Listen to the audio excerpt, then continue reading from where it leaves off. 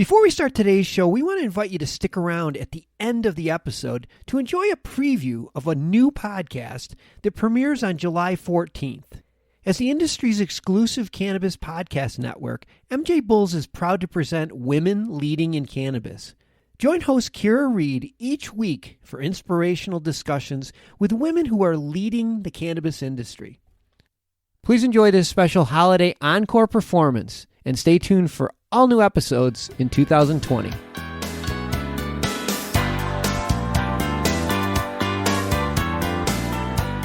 Hello everyone, thanks for joining us for another episode of Hemp Barons. I'm Dan Humiston, and today Joy's guest is a first mover and really at the forefront of hemp seed and hemp oil and hemp flour, which, as I didn't realize, is completely different than hemp flour and hemp extract oil. Before I make this any more confusing, let's join Joy's conversation with Matt Birkholz from Colorado Hemp Works.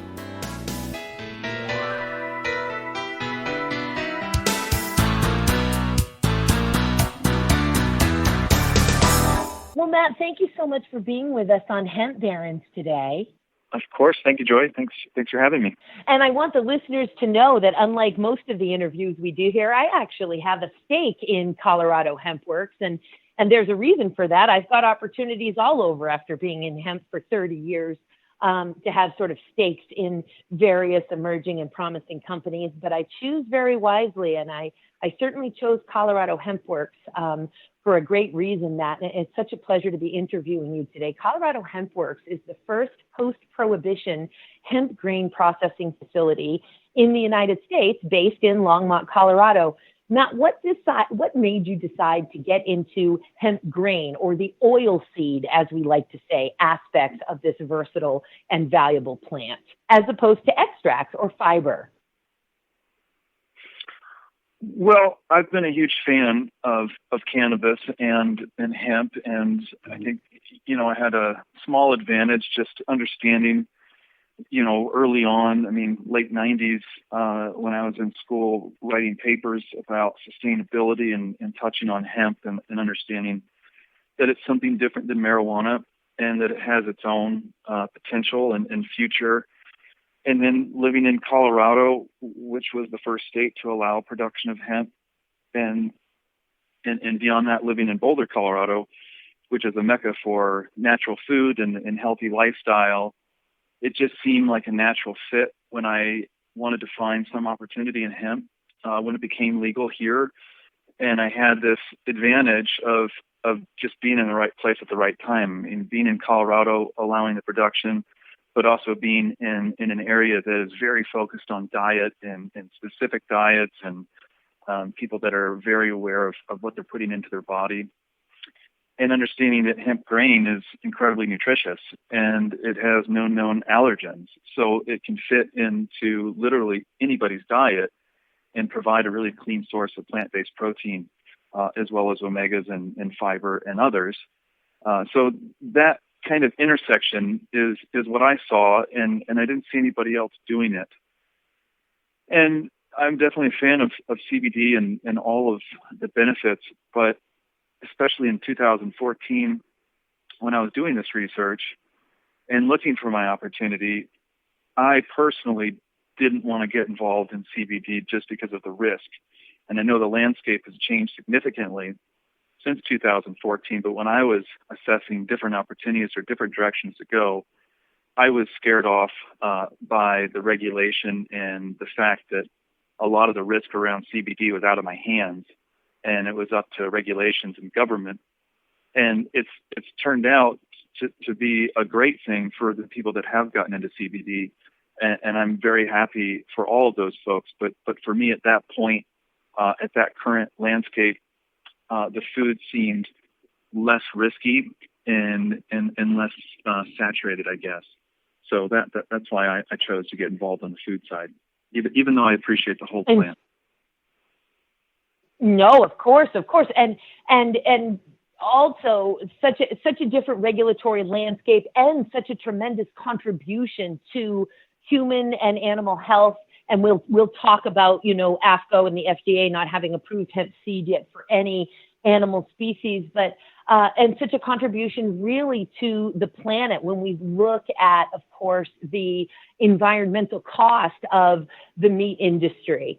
And let's for a second, it's such a great foundation to work with. You touched upon the unique, dense nutritional value of the hemp seed. I often describe it, and I know you've heard me say this before, Matt, as the superfood that needs an actual super cape, a hemp cape. We're talking about the most digestible form of protein, the highest digestible form of protein in the entire plant animal kingdom. So more digestible protein than beef, chicken, whey, soy. And this is, of course, because there aren't any trypsin inhibitors in hemp. Trypsin inhibitors are properties that prevent our bodies from absorbing protein, and they're just not present in hemp, as well as, of course, a full amino acid profile, maybe just a little less than we need for lysine, but we can get that easily in other plants. And then as you touched upon the omegas, it's the perfect ratio, of course, of these polyunsaturated essential fatty acids. The word essential is there in EFAs, essential fatty acids, because our bodies don't produce these omegas, these EFAs. We have to get them from our food supply. And there's the perfect ratio of omegas 3s and 6s in hemp, including, of course, those which are these long chain polyunsaturated fatty acids, GLA, which is gamma-linoleic acid, and SDA, stearidonic acid. And finally, and we could go on and on, you and I could do a show on just the nutritional value of the hemp seed between minerals and folic acid and all of that, and soluble dietary fiber. But it also, I recently discovered, along with only one other seed or nut on the planet, and that's the raw pumpkin seed. So the hemp seed and the raw pumpkin seed are the only two seeds and nuts on the planet that actually leave an alkaline ash in the bloodstream, promoting a pH balance in the body, which is just absolutely phenomenal to me. And when we talk about those regulatory barriers, up until in the last 5 years, I've been teaching credit-bearing continuing legal education seminars across the country on various law and policy of hemp, but one of those has been called the curious legal status of CBD and hemp-derived cannabinoids. And that's why, of course, it's been very curious. It's not so curious anymore. I've had to retitle those seminars, but we're in a different area now. And that brings me to, before we talk about the many offerings and what Colorado Hemp Works does and who our customers are, there, of course, has been yet another huge seismic shift in cannabis policy with the passage of the 2018 Farm Bill. And could you talk to the listeners a little bit about how that has transformed the hemp grain industry, this bill that was enacted on January 1st of this year federally? Absolutely. So a lot of positive things came out of that Farm Bill, but I think the biggest advantage for the hemp grain and hemp food, the U.S.-based hemp food industry, is allowing different states to work with each other. Me being in Colorado, and before that Farm Bill, there was no legal way to transport grain from other states into our state. And in Colorado specifically, there was a huge surge in recreational and medical marijuana grows, as well as CBD grows. So there has been this gold rush in a state that at one point was the only state, and then one of just a handful of states that could produce CBD, which really drove up the price of land and the price of farming, the price of warehouse space. So we were sitting here with a fully functioning food manufacturing plant, and there was a very scarce supply of grain. And now that we can transport, we can federally legal to interstate commerce for us to transport grain from other states where it makes more sense to produce hemp grain at a large scale, such as Montana or Minnesota, North Dakota, Iowa, Kansas, they're coming online. So that Farm Bill opened the door for us to connect with these farmers, these big grain farmers in other states.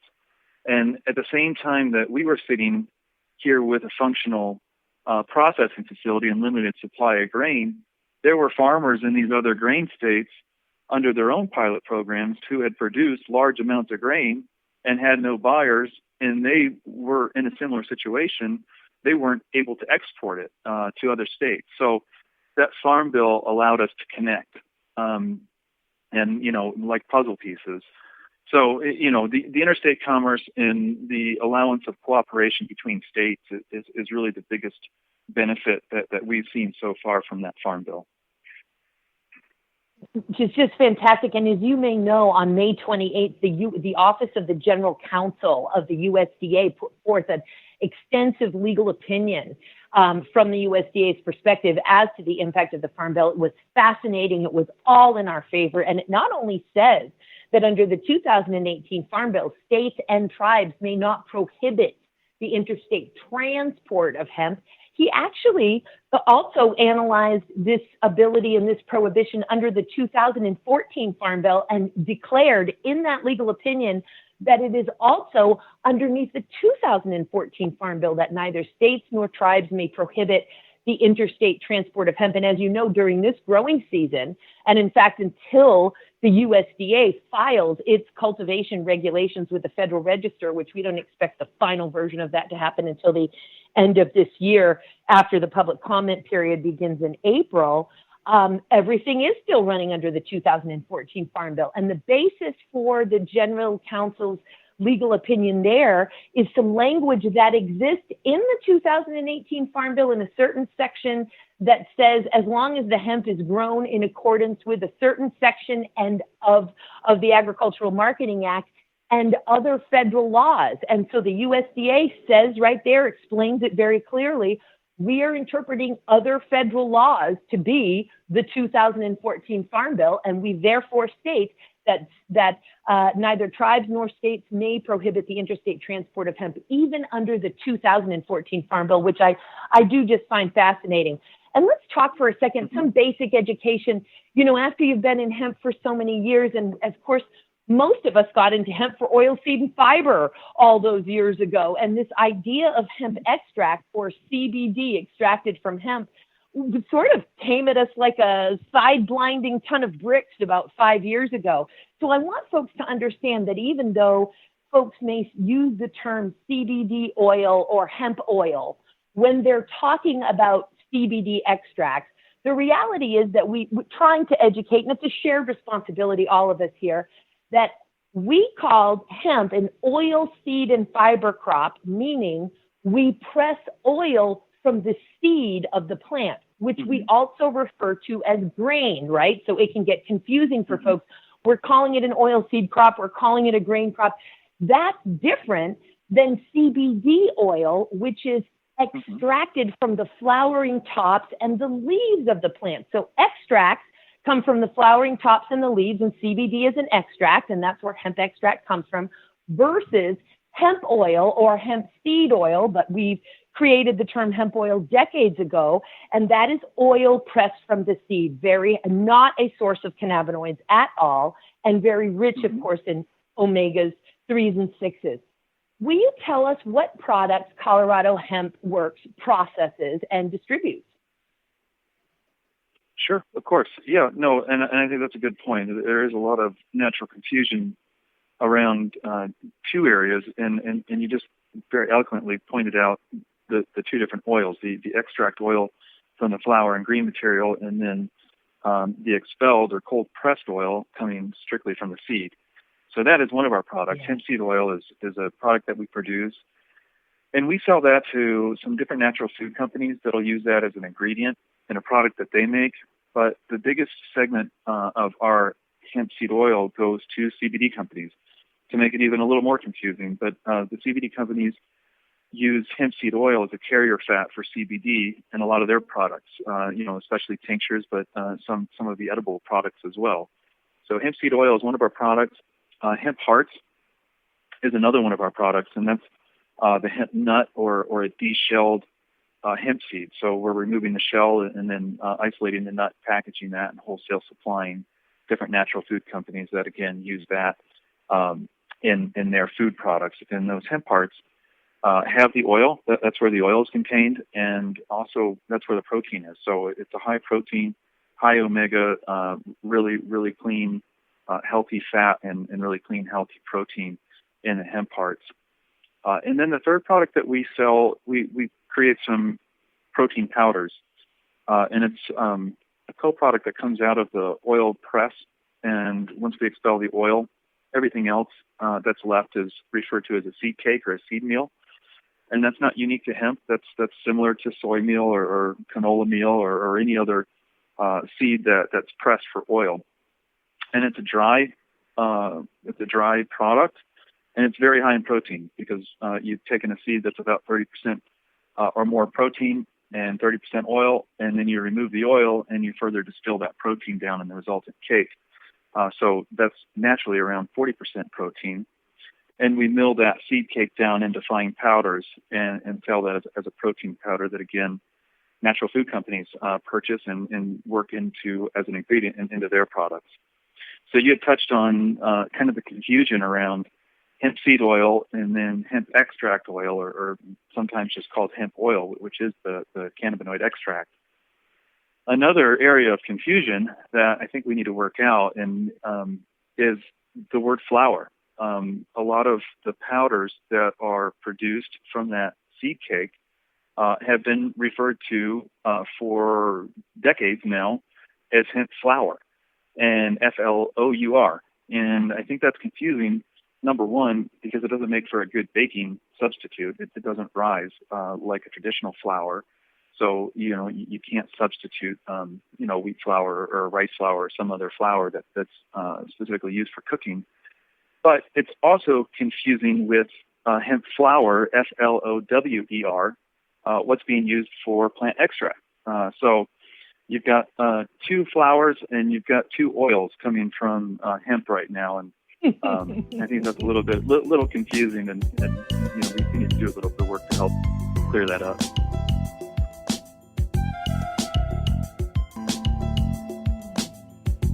And every challenge being an opportunity, and cannabis in all of its forms being here to teach us things, how to work with each other, how to synthesize with each other, how to be good farmers, how to be good neighbors, how to get along, how to treat our bodies better, how to treat our animals better. And I think this very confusion, this nomenclature, another great benefit, an opportunity that is presented to us is we're going to have to learn about agriculture.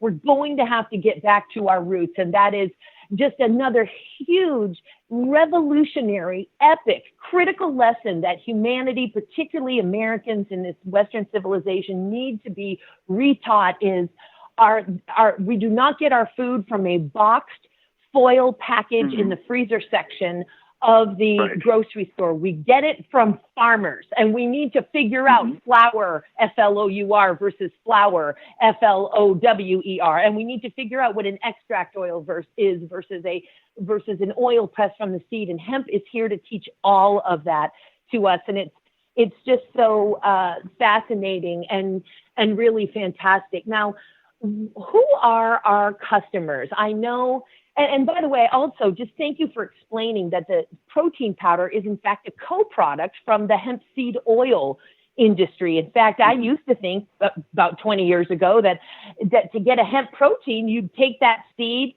and you would grind it up, and then you'd get your protein powder. But in fact, you'd get a nut butter if you did that. The protein powder is the co-product from the seed cake, right? It is milled after the oil is pressed out of it. The seed cake is what's left over, and that is milled into the protein powders, which I just think is so great. So our customers, who are our customers for the hulled seeds and the protein powders, generally speaking? Those are almost exclusively all natural food companies that produce some type of product and use hemp as one of the ingredients. I think one of the most visible customers that we have are two of them, really. I was going to mention Nativa, but also Evo Hemp, who's here in Colorado. Nativa sells hemp hearts by the bag, not necessarily used as an ingredient to produce a different product. They actually sell raw hemp hearts in a bag for consumers to take and put into smoothies or put onto salad, oatmeal, added into their own food on their own. But Evo Hemp, I think, is a really interesting company that's been around for a while. They've been at it for quite a while relative to the laws and legality and public acceptance and those types of things. But they make different bars that are high in protein, and they use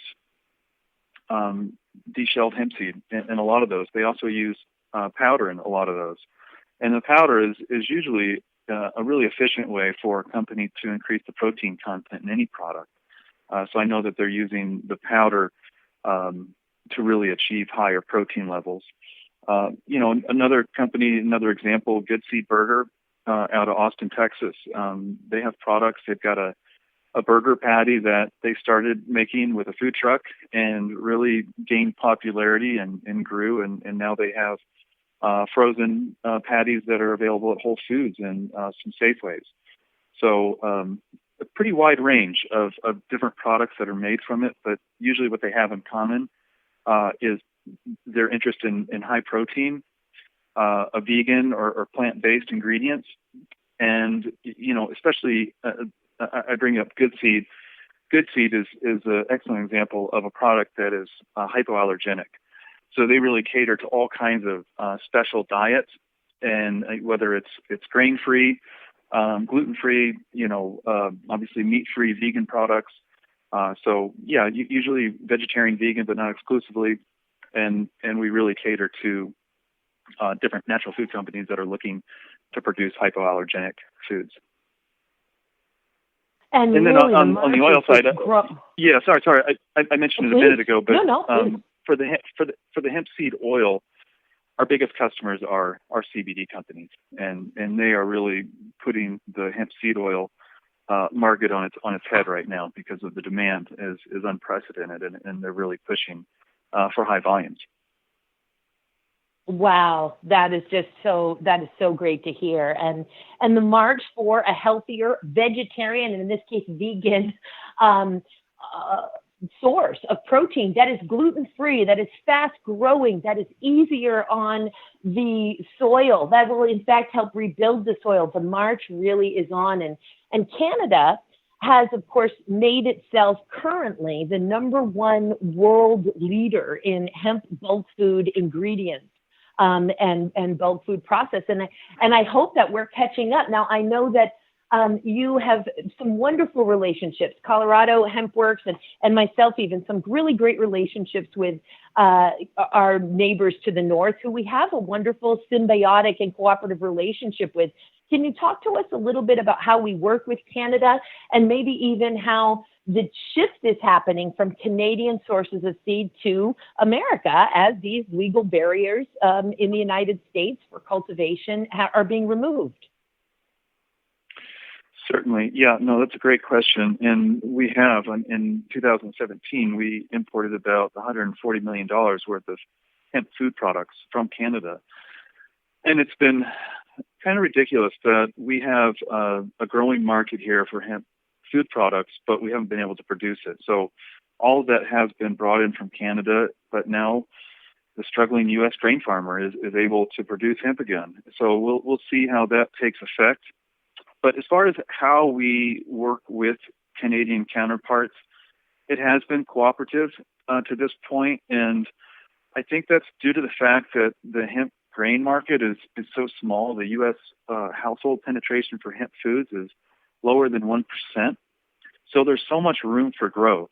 And, I think that it's an issue of, where the rising tide lifts all boats. And so it's not about U.S. processors and producers against Canadian processors and producers, and there's this finite pie that we all are just fighting over our little sliver. It's about growing the pie. It's about making the market bigger, and we can do that together by cooperating with genetics, by cooperating with information and techniques, but also committing to each other that we're only going to put out high quality products. Because as the other 99% of U.S. households begin to try hemp foods, we want them to have a good experience. So whether it has our label on it, whether it has Manitoba Harvest label or Nativa's label or some other label on it, it doesn't matter. The important thing is that people start to have positive experiences. They have high quality foods, They walk away wanting more. They have conversations with their friends and neighbors, and they're positive results. And so it's really about growing that market as opposed to fighting over the market that exists today. So fantastic. And in fact, that's such a great segue to the fact that a little lesson I wanted to make sure folks know is we call that shell around the hemp heart, or the hemp nut, as it's sometimes called, that creamy, white looking, nutty flavored hemp heart. We call that shell the hull. And we use the term hulled, whether we mean it has if the hulls have been removed, we call them hulled seeds, or sometimes people call them dehulled seeds. But I just wanted folks to know, of course, that the word hull actually means the shell of the hemp seed. And most hemp hearts that are sold don't have those hulls on them.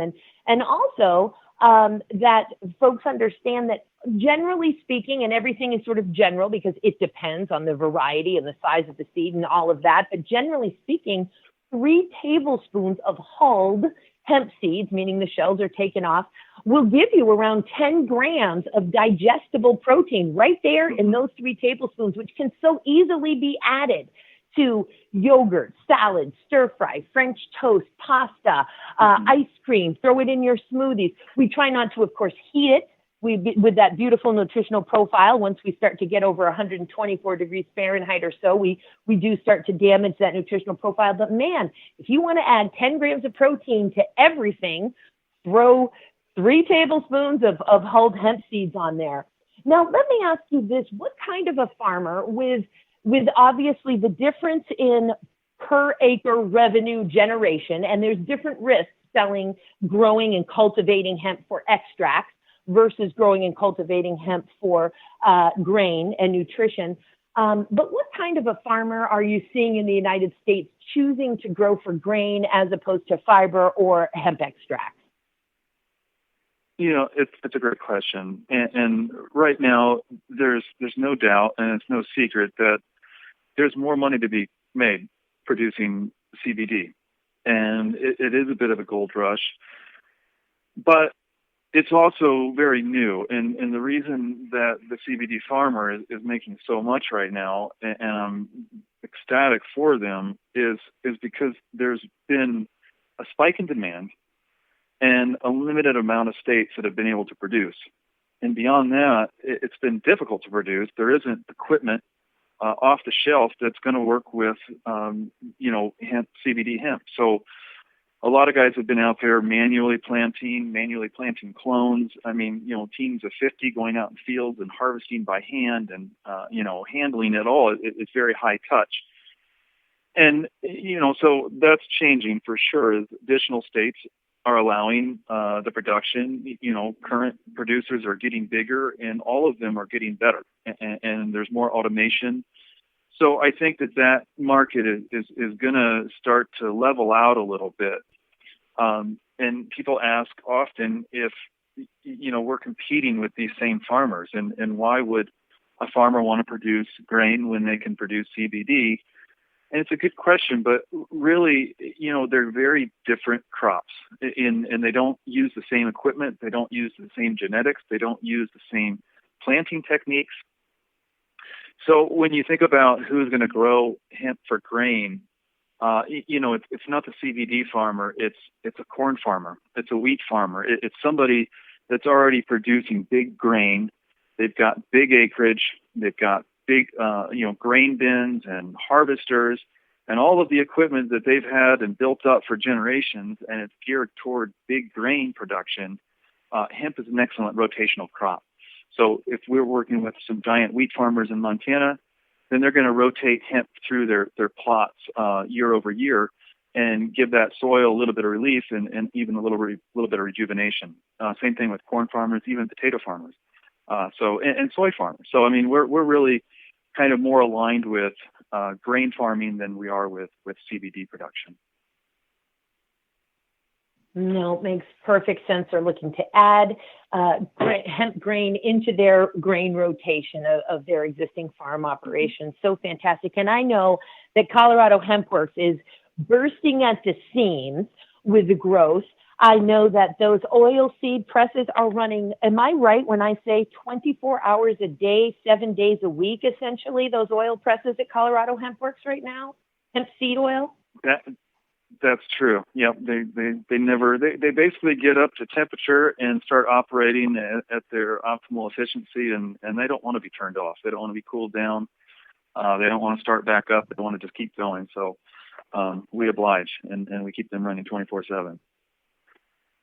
It is the most exciting thing to see and to witness and to smell that beautiful nutty smell of hemp seed oil. There are no doubt some investment opportunities with all of this exponential growth. If folks were interested in some of these investment opportunities, how might they get in touch with you, Matt?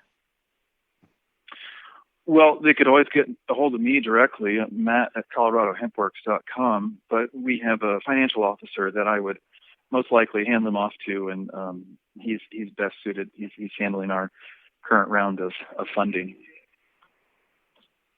What I a guess great I would position qualify. to be in. I would qualify them and then pass them over to Ken.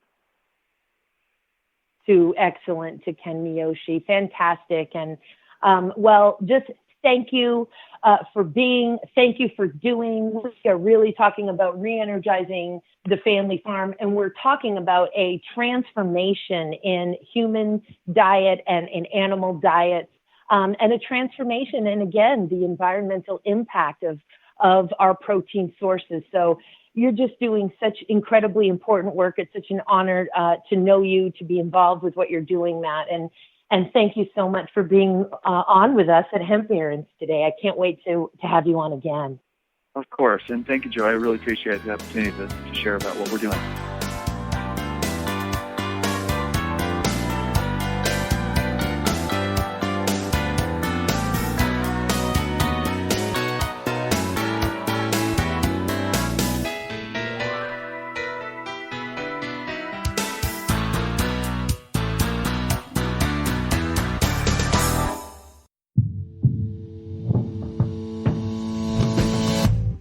Tell me, boy, you make me so bored. You need to walk the other way. I tell you once more. Please get out of my way. I don't want you no more. We're done here, boy.